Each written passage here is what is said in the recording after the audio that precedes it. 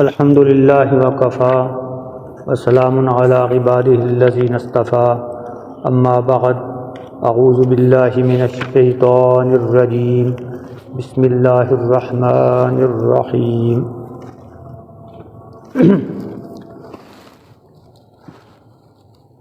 وما نرسل المرسلین الا مبشرین ومنذرین فمن آمن واصلح فلا خوف علیہم ولا هم يحزنون والذین کذبوا بآیاتنا یمسهم العذاب بما كانوا یفسقون قل لا اقول لكم عندي خزائن الله ولا اعلم الغیب ولا اقول لكم انی ملک ان اتبع الا ما يوحى الی قل هل يستوي الاعمى والبصیر افلا تتفکرون وأنذر به الذين يخافون أن يحشروا إلى ربهم ليس لهم من دونه ولي ولا شفيع لعلهم يتقون صدق اللہ العظیم۔ ہم سورۃ الانعام میں یہ مضمون مطالعہ کر رہے تھے کہ کفار مکہ کی طرف سے کچھ مطالبات، کچھ فرمائشیں پیش کی جاتی تھیں کہ یہ کام معجزاتی انداز میں آپ کر کے دکھا دیں تو وہ ایمان لے آئیں گے۔ اس کا جواب چل رہا تھا، تو اس سلسلے میں یہ بات واضح کی گئی کہ اللہ کے بھیجے ہوئے رسولوں کا اصل مقام کیا ہوتا ہے۔ وہ اس لیے دنیا میں نہیں آتے کہ لوگ جو کہیں وہ کر کے دکھا دیں، بلکہ ان کو ایک خاص کام تفویض کیا جاتا ہے، اور وہ ہوتا ہے لوگوں کو اللہ کی پہچان کرانا اور اللہ کی مرضی کیا ہے وہ لوگوں کو بتانا۔ اس حوالے سے وہ ہر چیز کا، ہر سوال کا جواب دینے کو تیار ہوتے ہیں، لیکن غیر متعلق سوالات وہ ان سے کیے جائیں تو وہ ان کا کام نہیں کہ وہ ہر بات کا جواب دیتے پھریں۔ چنانچہ اس ضمن میں یہ بات پہلے بھی عرض ہوئی تھی کہ اللہ فرماتے ہیں ہم نے اپنے بھیجے ہوئے رسولوں کو صرف اس حیثیت سے بھیجا ہے کہ وہ مبشر ہیں یا منذر، وہ خوشخبری دینے والے ہیں یا خبردار کرنے والے ہیں، ڈرانے والے ہیں۔ اس سے زیادہ ان کے ذمے کوئی کام نہیں ہے۔ وہ صرف سیدھا راستہ دکھاتے ہیں، جو اس کو اختیار کریں ان کو خوشخبری دیتے ہیں کہ تم کامیاب ہو جاؤ گے، اور جو اس راستے کو اختیار نہیں کرتے ان کو وہ خبردار کر دیتے ہیں کہ تم ہلاک ہو جاؤ گے اور عاقبت تمہاری خراب ہو جائے گی۔ پھر اس کے نتیجے میں جو لوگ ایمان لے آتے ہیں اور اپنی اصلاح کر لیتے ہیں، اپنے آپ کو سنوار لیتے ہیں، فمن آمن واصلح، ان کا انجام کیا ہے؟ فلا خوف علیہم ولا هم یحزنون، انہیں نہ کسی قسم کا ڈر ہے نہ کوئی غم ہے، وہ شادمانی کی زندگی گزاریں گے۔ یہ لا خوف علیہم ولا هم یحزنون، یہ وہ مقام ہے جو جنت میں اہل جنت کو حاصل ہوگا۔ انہیں کسی قسم کا کوئی خطرہ نہیں ہوگا، نہ کوئی ماضی کا غم ہوگا، نہ مستقبل کا کوئی خوف ہوگا، وہ سکھ اور چین کی زندگی گزاریں گے۔ گویا یہ الفاظ جنت کا ایک استعارہ ہے کہ ان کو کوئی غم نہیں ہوگا، کوئی ڈر نہیں ہوگا۔ جو لوگ اس کے برعکس اپنی روش اختیار کرتے ہیں، والذین کذبوا بآیاتنا، جنہوں نے ہماری آیتوں کو جھٹلایا۔ آیات قرآن پاک میں نازل کیے گئے الفاظ یہ بھی آیات ہیں، اور اللہ کی قدرت کی نشانیاں جو انسان کے آس پاس اور خود اس کے وجود کے اندر موجود ہیں وہ بھی نشانیاں ہیں۔ جن لوگوں نے ان سب کو جھٹلا دیا تو ان کا انجام کیا ہوگا؟ یمسہم العذاب، ان کو عذاب لاگو ہو جائے گا، وہ اللہ کے عذاب کی گرفت میں آ جائیں گے۔ بما کانوا یفسقون، اس لیے کہ وہ فسق و فجور کی راہ اختیار کر بیٹھے تھے، انہوں نے فرما برداری کی بجائے نافرمانی کی راہ اختیار کی تھی۔ یہ دو چیزیں ہیں، ایمان اور عمل۔ اہل جنت کے بارے میں بھی دو چیزوں کا ذکر ہے، فمن آمن واصلح، جو ایمان لایا اور اپنی اصلاح کی، یعنی اپنے اعمال درست کر لیے۔ اور ان کے بارے میں بھی دو ہی باتیں ہیں، کذبوا بآیاتنا، یہ ایمان کی نفی ہو گئی کہ اللہ کی آیات کو جھٹلا دیا، ایمان نہیں لائے، اور آخر میں بما کانوا یفسقون، ان کے عمل کی ایک تصویر پیش کر دی کہ ان کا عمل فسق اور فجور والا عمل ہے، نافرمانی والا عمل ہے۔ تو ایمان اور عمل یہ دونوں لازمی شرائط ہیں نجات کے لیے، ان میں سے کوئی ایک بھی کم ہوگی تو نجات حاصل نہیں ہو سکے گی۔ پھر اسی مضمون کو آگے چلاتے ہوئے خود نبی اکرم صلی اللہ علیہ وسلم کو حکم ہوا کہ لوگوں میں یہ اعلان کر دو، کھل کر بتا دو۔ پہلے اللہ پاک نے خود فرمایا کہ ہم نے اپنے رسولوں کو کس لیے بھیجا، خوشخبری دینے والا اور ڈرانے والا بنا کر۔ اب رسول کی زبان سے کہلوایا جا رہا ہے، کہہ دو لا اقول لکم عندی خزائن اللہ، تین باتوں کی نفی کرائی جا رہی ہے۔ ان سے کہہ دو کہ میں تم سے یہ نہیں کہتا کہ میرے پاس اللہ کے سارے خزانے ہیں، ولا اعلم الغیب، نہ میں یہ کہتا ہوں کہ میں غیب کو جانتا ہوں، جو چیزیں سامنے نہیں ہیں ان کے بارے میں نے کبھی دعویٰ نہیں کیا کہ میں سب کچھ جانتا ہوں۔ ولا اقول لکم انی ملک، اور نہ میں یہ کہتا ہوں کہ میں کوئی فرشتہ ہوں۔ یہ کفار مکہ کے جو مختلف اعتراضات تھے ان سب کی اس میں نفی کر دی گئی اور ان کا جواب آ گیا۔ ایک تو ان کے مطالبات اس طرح کے تھے کہ یہ آدمی نبوت کا دعویٰ کر رہا ہے لیکن مالی طور پہ یہ ایسا خوشحال نہیں ہے، ایسا کیوں نہیں ہوا کہ اس کا رب اس کے لیے کوئی باغ بنا دیتا، اس کا گھر سونے کا بنا دیتا، یہ تو کنگال آدمی ہے۔ تو اس کے جواب میں کہا کہ میں نے تو یہ کہا ہی نہیں کہ میرے پاس اللہ کے سارے خزانے ہیں۔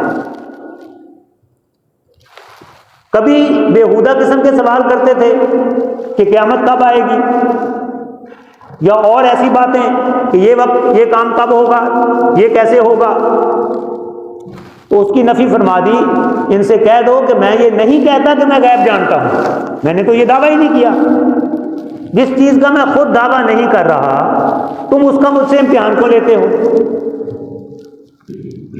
اور کبھی یہ کہتے تھے کہ یہ کیسا رسول ہے کہ یہ کھاتا پیتا ہے ہماری طرح، یہ بازاروں میں پھرتا ہے، اس کو ضروریات اپنی پوری کرنے کے لیے، خریداری کرنے کے لیے بازاروں میں جاتا دیکھا ہے ہم نے، یمشی فی الاسواق۔ تو اس کے بارے میں فرما دیا ان سے کہہ دو کہ میں تو یہ کہتا ہی نہیں کہ میں فرشتہ ہوں، ولا اقول لکم انی ملک، میں تو تمہاری طرح کا انسان ہوں، فرق صرف یہ ہے کہ میرا ایک خاص رابطہ اللہ کی ذات کے ساتھ ہو گیا ہے وحی کی صورت میں، بس یہ فرق ہے۔ مجھ پر اللہ کی وحی آتی ہے، باقی اپنی پیدائش کے اعتبار سے میں انسان ہوں۔ یہاں پہ ایک جملہ جو ہے ولا اعلم الغیب، کہ نبی اکرم صلی اللہ علیہ وسلم سے خود کہلوایا جا رہا ہے یہ کہہ دو کہ میں غیب نہیں جانتا، یہ بدقسمتی سے امت کے اندر ایک اختلاف کا باعث بنا ہوا ہے۔ اس کی تھوڑی سی وضاحت کی جائے گی۔ رسول اللہ صلی اللہ علیہ وسلم جو ان کا فرض منصبی تھا وہ تھا رسالت، لوگوں کو اللہ کی پہچان کرانا، اللہ کی مرضی بتانا، آخرت کے احوال سے باخبر کرنا۔ تو آخرت کے احوال وہ عالم غیب سے تعلق رکھتے ہیں، ان سب چیزوں کا علم رسول اللہ صلی اللہ علیہ وسلم کو دیا گیا، اس اعتبار سے آپ غیب جانتے تھے۔ ہم نہیں جانتے جنت اور دوزخ کے حالات، آپ کے بتانے سے ہم جانتے ہیں، اور رسول اللہ صلی اللہ علیہ وسلم کا جاننا ہماری نسبت بہت اونچے مقام پر تھا۔ ہمارا ایمان ہے آپ کے بتانے سے کہ جنت ایسے ہے، دوزخ ایسے ہے، ایسے حساب کتاب ہوگا، روز حشر کے حالات، اس کی کیفیات ایسی ہوں گی۔ لیکن رسول اللہ صلی اللہ علیہ وسلم کے لیے یہ علم گویا حق الیقین کے درجے میں تھا، اور تمثیل کے طور پر معراج کی رات آپ کو بہت سی چیزیں دکھا دی گئی، آپ نے اپنی آنکھوں سے مشاہدہ کیا ان کا۔ تو اس اعتبار سے اگر یہ کہا جائے کہ آپ نے امت کو امور غیب کی خبر دی تو یہ بات غلط نہیں ہے۔ عالم آخرت وہ ہمارے لیے غیب ہے، اس کی خبریں ہمیں رسول اللہ صلی اللہ علیہ وسلم سے پتہ چلیں۔ باقی رہ گئے امور دنیا کہ کل کیا ہونا ہے، کچھ سالوں کے بعد کیا حالات ہوں گے، اس کے بارے میں بعض موقعوں پر کچھ چیزیں رسول اللہ صلی اللہ علیہ وسلم کو وحی کے ساتھ بتائی گئیں، وہ آپ نے امت کو بتائیں، وہ آپ کی کچھ پیش گوئیاں ہیں جو پوری ہوئی ہیں دنیا میں۔ جیسا کہ ہجرت کے سفر کے دوران رسول اللہ صلی اللہ علیہ وسلم نے سراقہ بن مالک کو یہ کہا تھا، جس نے آپ کا تعاقب کیا کہ اے سراقہ، میں تیرے ہاتھوں میں کسریٰ کے کنگن دیکھ رہا ہوں، تیرا کیا حال ہوگا جب تجھے کسریٰ کے کنگن پہنائے جائیں گے۔ اور یہ پیش گوئی آپ کی پوری ہوئی حضرت عمر رضی اللہ عنہ کے زمانے میں۔ تو یہ آنے والے وقت کا ایک واقعہ تھا جو اللہ تعالیٰ نے آپ پر کھول دیا اور آپ نے بتا دیا، از خود آپ کے پاس علم نہیں تھا، اللہ کے بتانے سے کچھ چیزوں کا علم تھا۔ ایسے ہی خندق کھودتے ہوئے آپ نے کیسر و کسریٰ کی فتح کی بشارت دی۔ اس وقت تو وہ دور دور تک آثار نہیں تھے، لیکن بعد میں وہ چیزیں پوری ہوئی۔ سورہ روم میں وہ وحی کے ساتھ آپ نے یہ بتایا، غلبت الروم فی ادنی الارض وہم من بعد غلبہم سیغلبون فی بضع سنین، کہ کچھ سالوں کے اندر اندر، 9 سال یا اس سے کم عرصے کے اندر اندر رومی جو ہیں وہ دوبارہ فتح پائیں گے۔ اور یہ واقعہ ہوا جب مسلمانوں کو غزوہ بدر میں فتح حاصل ہوئی، اسی سال اس کے قریب قریب کے زمانے میں رومیوں کو فارس پر فتح حاصل ہوئی، اور اس کی پیش گوئی مکی زندگی میں کی جا چکی تھی۔ اس طرح کی بہت سی باتیں ہیں جن کی تفصیل کا یہ موقع نہیں کہ وہ آپ نے بیان کی، لیکن صرف وہ باتیں جن کی آپ کو خبر دی گئی۔ مطلقاً یہ کہنا کہ آپ از خود ہر چیز کے بارے میں جانتے تھے، وہ غلط ہے۔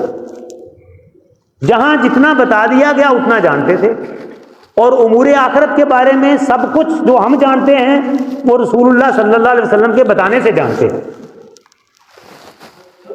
اب کچھ ایسی مثالیں کہ جن میں صاف پتہ چلتا ہے کہ آپ کو ان باتوں کی خبر نہیں دی گئی، اگر وہ خبر دی گئی ہوتی تو آپ اس نقصان سے خود بھی بچ جاتے اور دوسروں کو بھی بچا لیتے۔ غزوہ احد میں جو کچھ ہوا کہ مسلمانوں کو ابتدا میں فتح ہوئی، پھر وہ تیر اندازوں کو جو متعین کیا گیا تھا انہوں نے اپنا مقام چھوڑا، اور وہ فتح شکست میں تبدیل ہوئی، مسلمانوں کا نقصان ہوا۔ یہ سب کچھ رسول اللہ صلی اللہ علیہ وسلم کو اس تفصیل کے ساتھ پہلے علم میں ہوتا تو آپ صحابہ کو یہ بتا دیتے کہ ایسے ایسے ہونا ہے اور تم نے خبردار رہنا ہے۔ یہ تو ضرور بتایا جو تیر انداز تھے کہ تم نے یہ جگہ نہیں چھوڑنی، یہ بڑی اہم جگہ ہے، خواہ تم یہ دیکھ لو کہ لوگ ہمیں مار رہے ہیں اور ہمارا تعاقب کر رہے ہیں اور پرندے ہماری لاشیں نوچ رہے ہیں، جو مرضی حالات ہو جائیں تم نے یہ جگہ نہیں چھوڑی۔ وہ آپ کی ایک بصیرت تھی، ایک جنگی حکمت عملی تھی، لیکن یہ آپ کے علم میں نہیں تھا کہ یہ جگہ چھوڑ دیں گے اور جنگ کا حال یہ ہو جائے گا۔ ایسے ہی کسی قبیلے کے لوگ آئے کہ رسول اللہ صلی اللہ علیہ وسلم سے درخواست کی کہ یہ ہمارا قبیلہ مسلمان ہونا چاہتا ہے یا ہو گیا ہے، اور ان کی تبلیغ کے لیے، ان کو دین کی تعلیم دینے کے لیے کچھ لوگ ہمارے ساتھ کرتے ہیں۔ آپ نے کچھ صحابہ ساتھ کے قریب تھے شاید، وہ ان کے ہمراہ کر دیے کہ یہ تمہاری جنہیں دین کی تعلیم دیں گے۔ انہوں نے راستے میں جا کر ان کو قتل کر دیا، بہت بڑا نقصان ہوا۔ اب رسول اللہ صلی اللہ علیہ وسلم کو اس بات کی اللہ نے خبر نہیں دی کہ یہ واقعہ ہو جانا ہے، یہ سازشی لوگ ہیں۔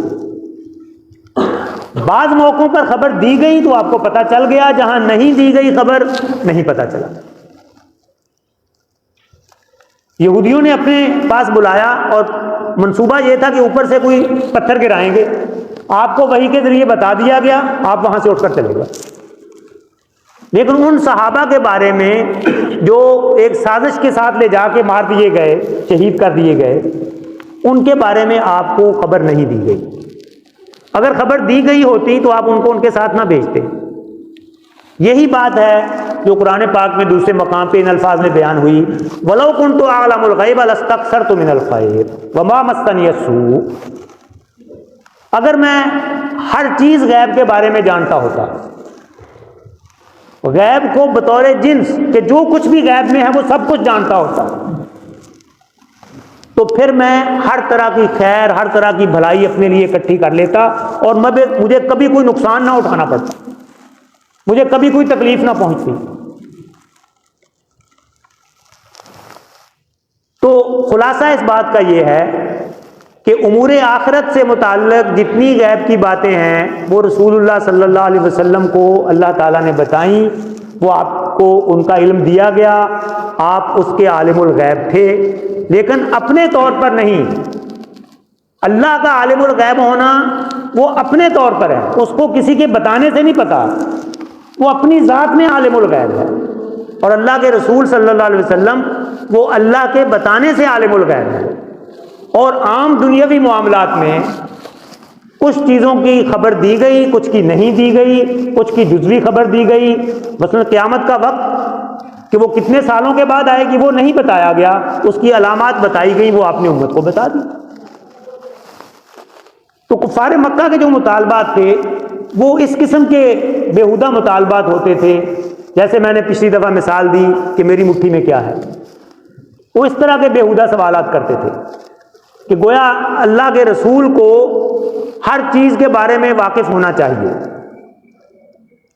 تو یہاں اس بات کی نفی کرائی گئی خود رسول کی زبان سے کہ کہہ دو، اعلان کر دو کہ میں نے کبھی یہ دعویٰ نہیں کیا کہ میرے پاس اللہ کے تمام خزانے ہیں، اور نہ میں یہ کہتا ہوں کہ میں ہر چیز غیب کی جانتا ہوں، اور نہ میں یہ کہتا ہوں کہ میں کوئی فرشتہ ہوں کہ مجھے انسانوں والی ضروریات لاحق نہ ہوں۔ ان اتبع الا ما یوحی الی، یہ وہ فرق ہے جو تمہارے اور میرے درمیان ہے، میں تو صرف اس چیز کی پیروی کرتا ہوں جو میری طرف وحی کی جاتی ہے، جو میری طرف وحی کیا جاتا ہے میں اس کا اتباع کرتا ہوں۔ یہ میرے اور تمہارے درمیان فرق ہے کہ تم میں سے ہر کسی کو یہ تعلق اللہ کے ساتھ حاصل نہیں ہے کہ اس پر وحی اترتی ہے، کسی کو بھی حاصل نہیں، یہ تعلق صرف مجھے حاصل ہے۔ اور دوسری بات یہ کہ جو وحی مجھ پر اترتی ہے میں اس کی کامل اتباع کرتا ہوں۔ باقی لوگوں تک بھی وحی کے ذریعے اللہ کا پیغام پہنچتا ہے، لیکن جو کامل اتباع کا مقام اللہ کے رسول کو حاصل ہے صلی اللہ علیہ وسلم، وہ اور کسی کو حاصل نہیں ہوتا۔ ہم لاکھ کوشش کریں، ہم اتباع کے اس مقام تک نہیں پہنچ سکتے۔ ان اتبع الا ما یوحی الی، میرا مقام صرف یہ ہے کہ میں اس وحی کی پیروی کرتا ہوں جو میری طرف اتاری جاتی ہے۔ قل هل یستوی الاعمی والبصیر، ان سے کہہ دو کہ بھلا اندھا اور بینا یہ برابر ہو سکتے ہیں؟ اس وحی کی بنیاد پر میں یہ کہہ سکتا ہوں کہ میں بینا ہوں اور تم اندھے ہو، جو کچھ مجھے دکھا دیا گیا وہ تم نے نہیں دیکھا،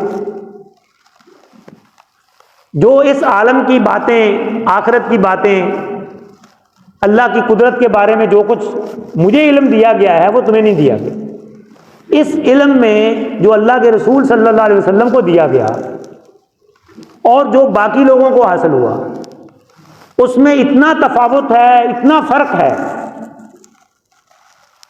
کہ اس کو یہ کہہ سکتے ہیں کہ ایک طرف اندھا ہے اور ایک طرف دیکھنے والا ہے، اور یہ برابر نہیں ہوتے۔ تو جب یہ اتنا فرق ہو تو پھر جو خود دیکھنے کے قابل نہ ہو اس کا کام کیا ہوتا ہے؟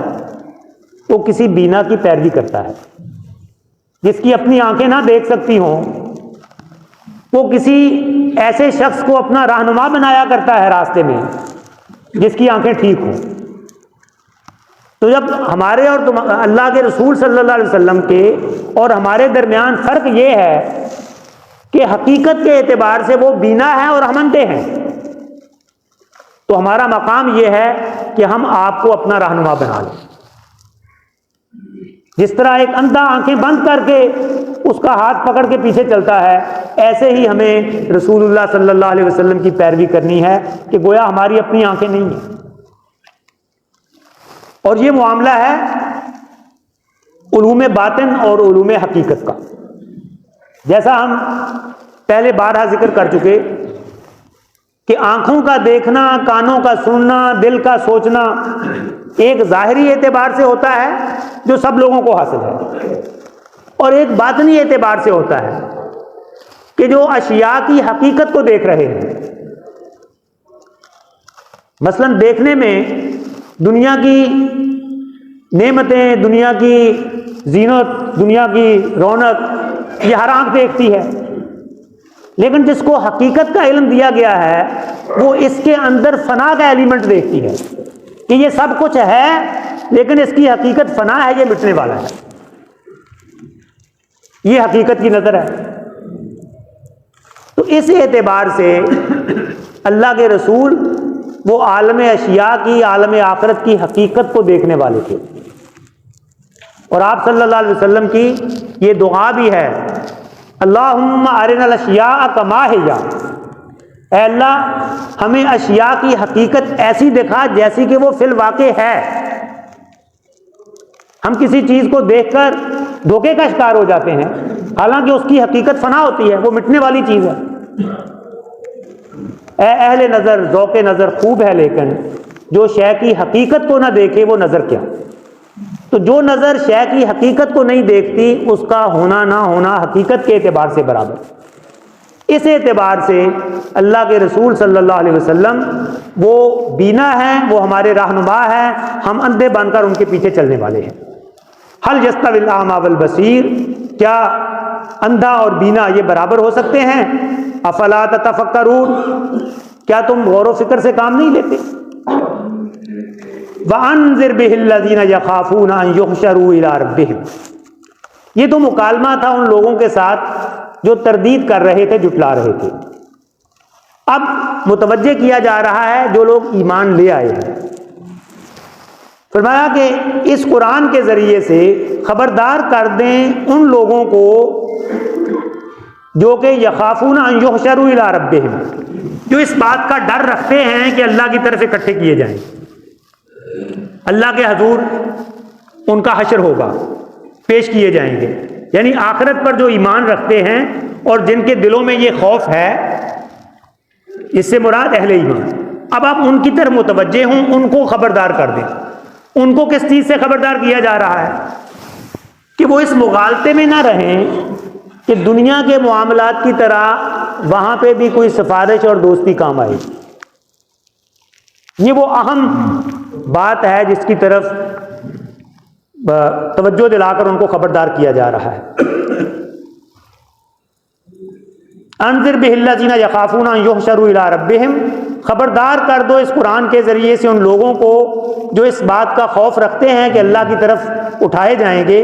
لیس لہم من دونہ ولی ولا شفیع، ان کے پاس کوئی نہیں ہوگا اللہ کی ذات کے سوا کوئی دوست، نہ کوئی سفارش کرنے والا۔